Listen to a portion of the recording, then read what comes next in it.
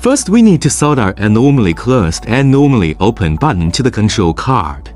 Network cable direct connection or connect to device Wi-Fi. Open HD sign. The information window on the right side of the software will show the device online. Create 3 text programs.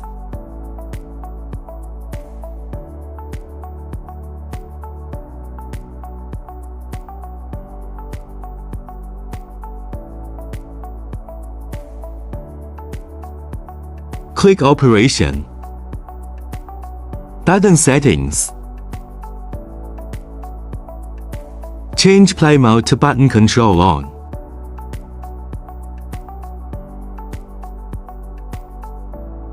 Selected Program 1. Button control selects off. Program to button control selected button 2. Program 3 button control selected button 3. Click Send. The program will be shown on the display after successful sending.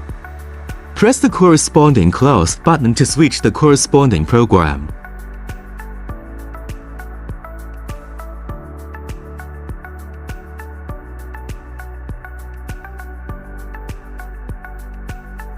Soldering a flick button to the control card. Create multiple text programs.